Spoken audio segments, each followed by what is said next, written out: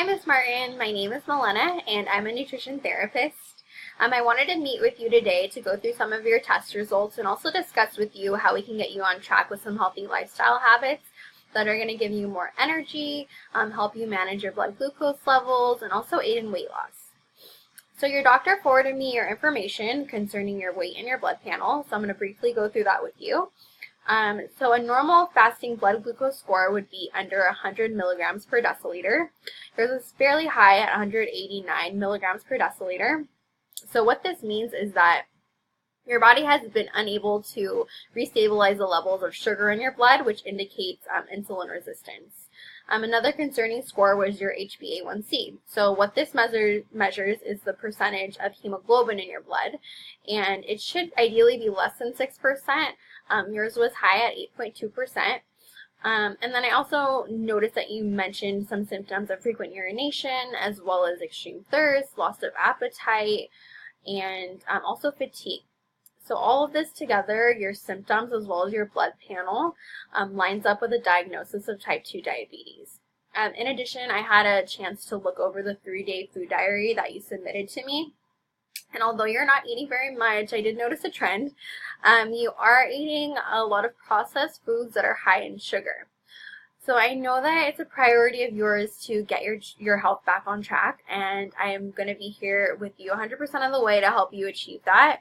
I know that, it's a really big thing for you to be able to cook for your family again, and then also to be active because I know you enjoy walking.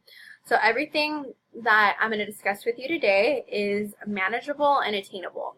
There's a lot of people living with diabetes that have been able to live a healthy lifestyle by simply making small little changes and little habits along the way with or without medication. So in order for you to make healthier choices, I created this handout for you, and then I also created a reading food label handout.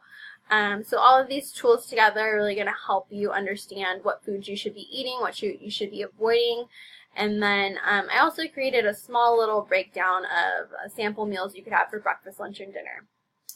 So just keep in mind that when you're making these healthier food choices, you're not only nourishing your body, which is really important because that's going to give you the energy you need to be active and do the things you enjoy, but we're going to be able to make sure that we're keeping you on target with your blood sugar so that you're hitting that target range.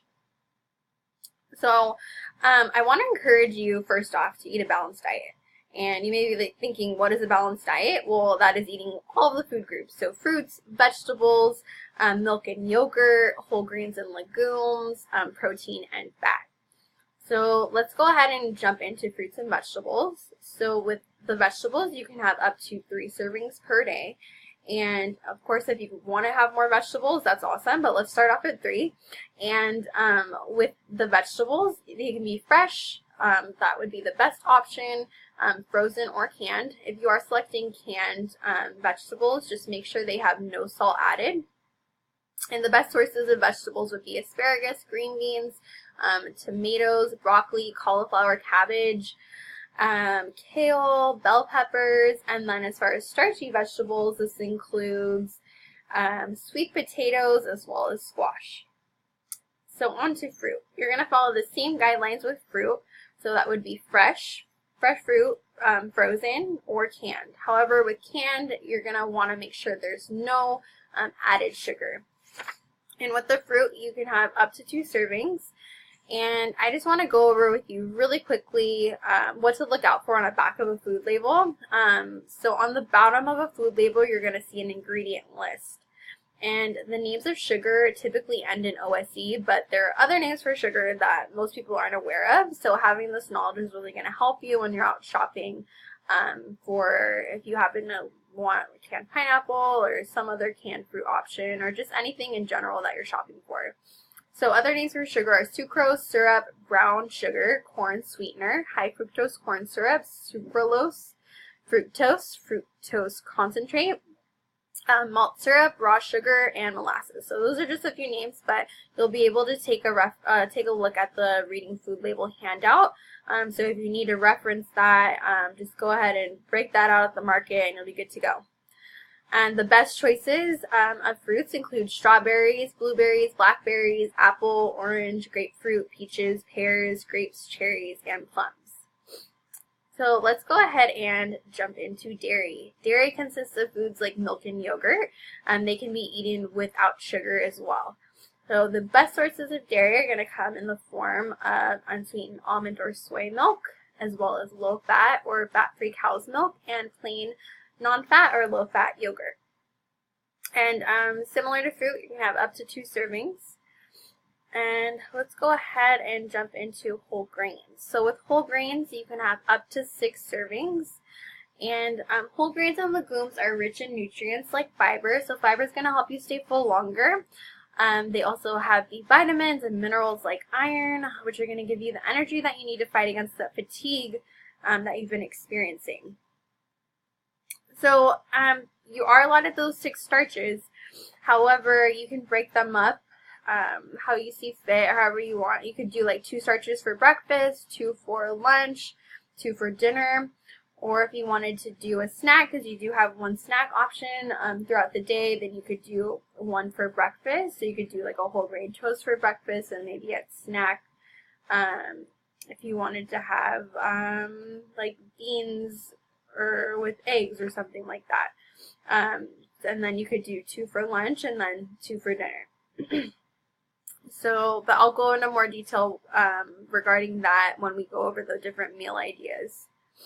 Okay, and some really good sources of whole grains include like whole grain bread, brown rice, quinoa, barley, wild rice, and then if we're looking at the legumes, it's going to be brown rice, pinto beans, I'm sorry, not brown rice, brown beans, so refried beans, but without fat or added salt, pinto beans, black beans, and kidney beans. Alright, so let's go ahead and move on to protein. So with this meal plan, you can have up to 7 ounces of protein, and the best sources of protein are going to come in the form of lean meats, so chicken, ground turkey, fish.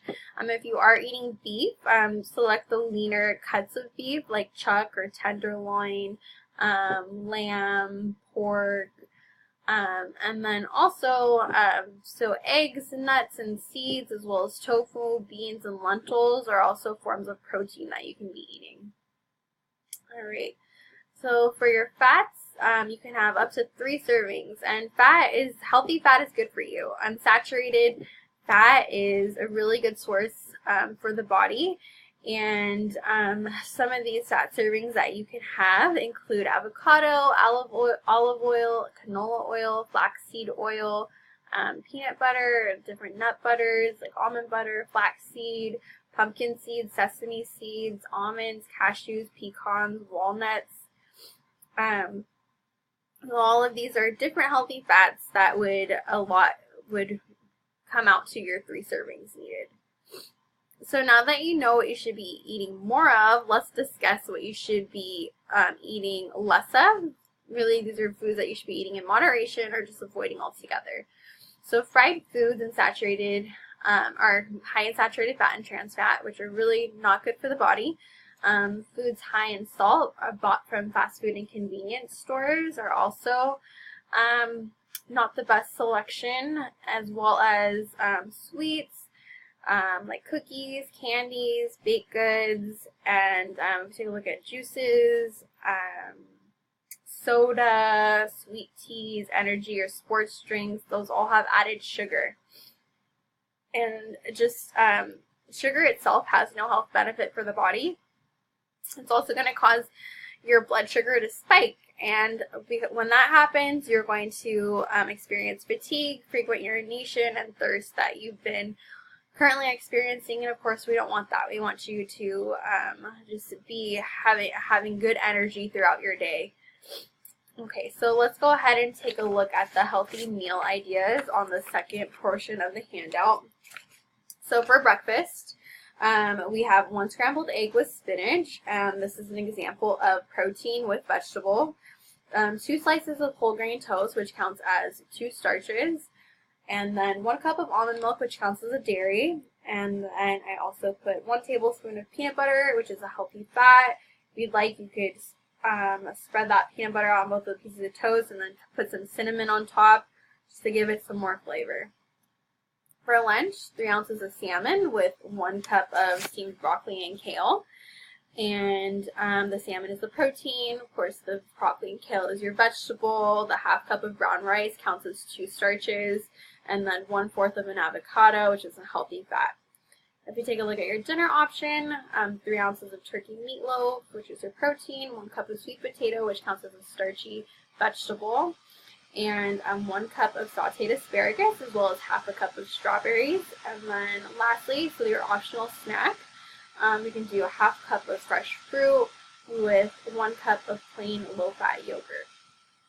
So I'm going to go ahead and ask you now if you have any questions.